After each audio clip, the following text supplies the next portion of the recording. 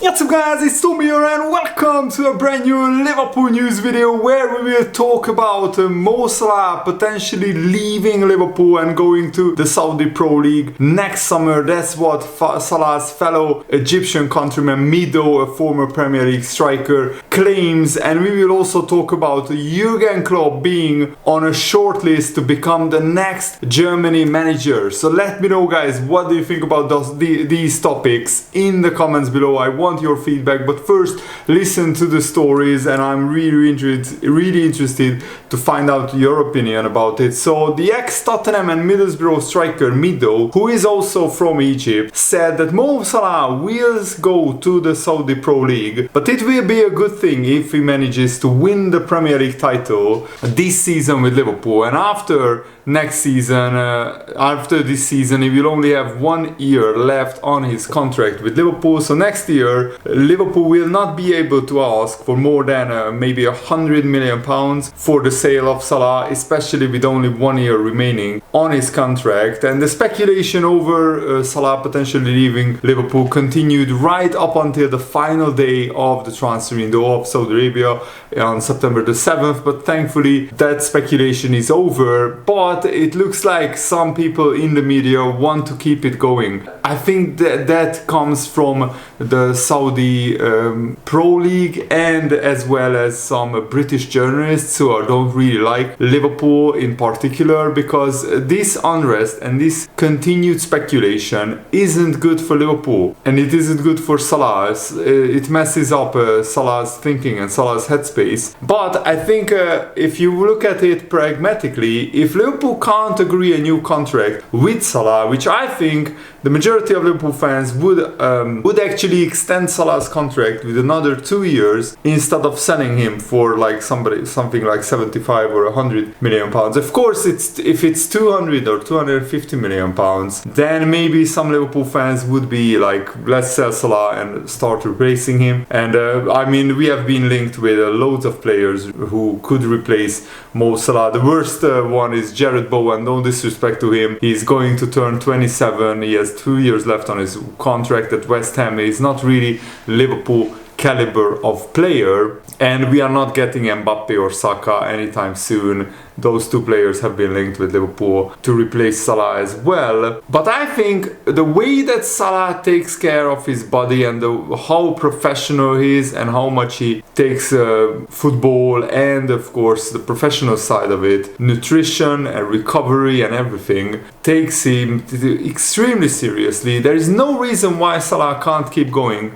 until he's 35, 36 years old at the peak of his powers. Remember that Cristiano Ronaldo won the Serie A title when he was like 3 or 4 years older than what Salah is right now. Messi won the World Cup when he was 3 or 4 years older than Salah. So there is no reason for Liverpool to not try to extend Salah's contract, to not try to keep him at the club. I think what I would do if I was Liverpool, give him a contract extension for another 2 years, maybe improve his salary by another 50 to 100,000 pounds. That could be worth it, because if we extend this contract by 2 years, that means he will have a 3-year contract after this summer, and after 2 years we can still sell him for a pretty hefty price, and then of course we make it back. The increased salary that we have to spend on Salah for the next 2 years, it's more than justified, because Salah will keep churning out brilliant amounts of goals and assists, and he could even turn into a playmaker and a goal scorer in the later years of his career, when maybe his pace slows down a little bit, because Salah is not a one-dimensional player. Just like Messi, Salah can play in multiple positions and he can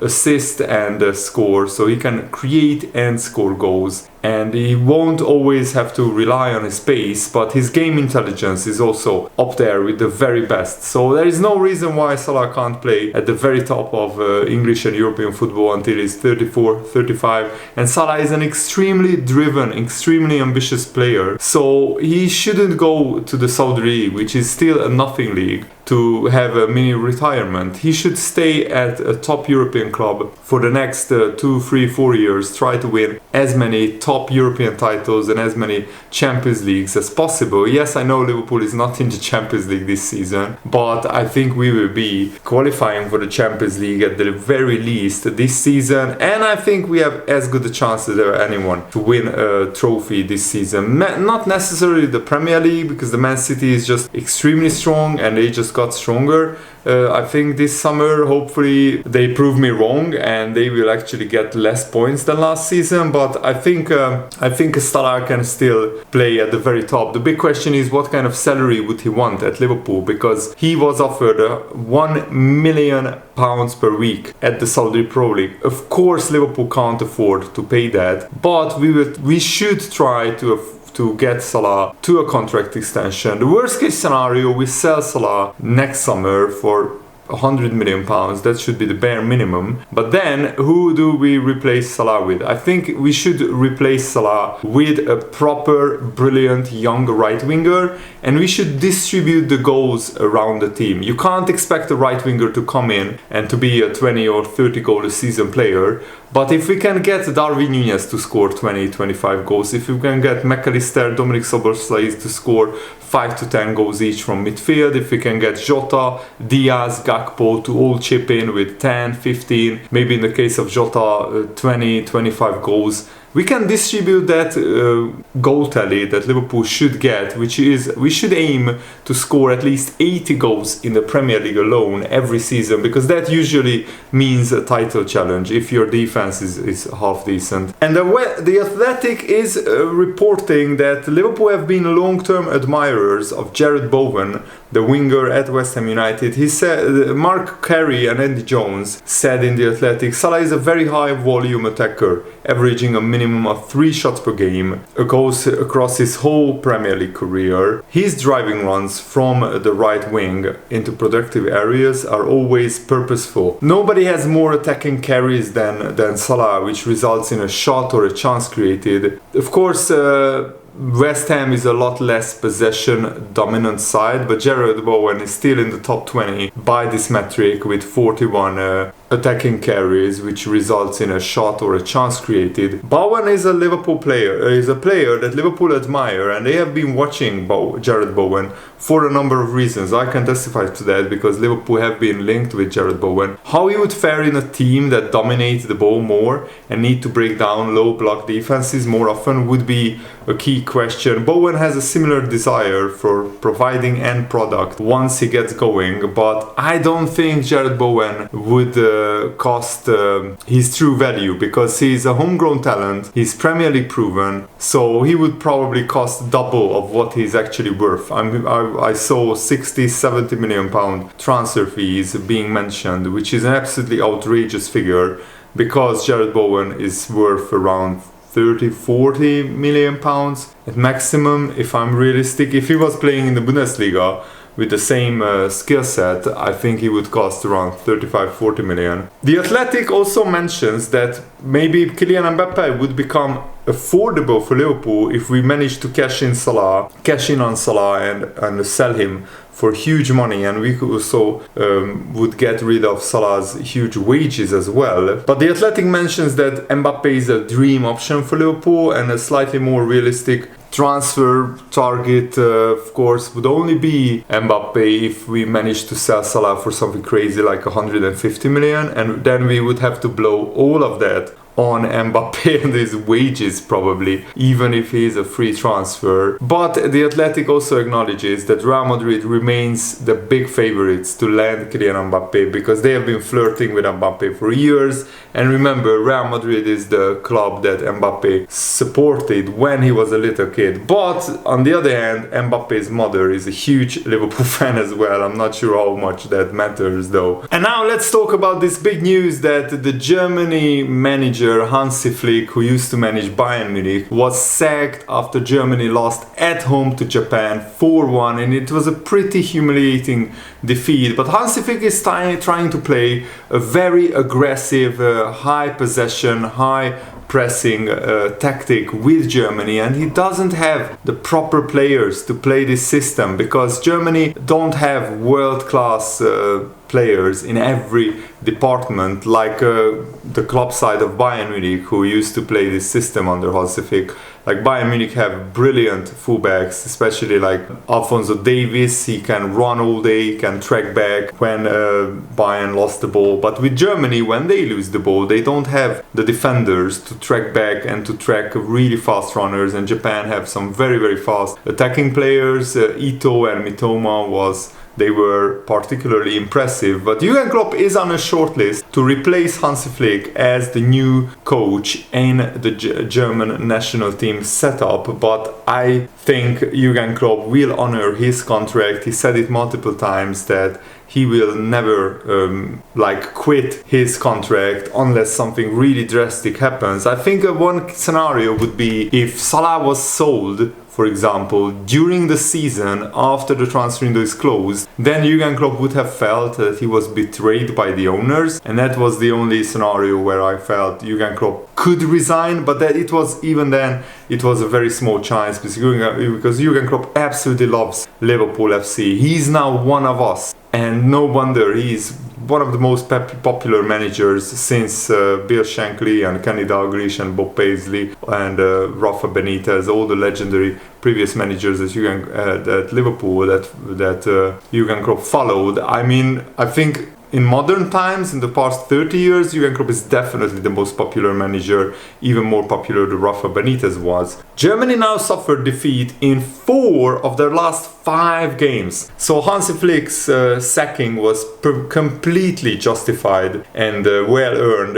Rudi Völler will take temporary charge of the German national team, but the German FA has a wish list to succeed Hansi Flick, and Jurgen Klopp is probably a dream candidate for Germany. But even the Bild newspaper is reporting that he's not a realistic target in the short term, because speaking earlier this summer, Jurgen Klopp has outlined his commitment to Liverpool when asked about taking over his national side or even taking over just any national team in the world. Jurgen Klopp said, "The problem that stands in the way of the whole thing is my loyalty. I can't just leave Liverpool now and say I will take over Germany for a short time. That doesn't work, and the request isn't even there. If I'm supposed to do that at some point, then I have to be available, and I'm not available currently. I have a responsibility towards the club," and that's what I was talking about earlier, that Jurgen Klopp feels a deep responsibility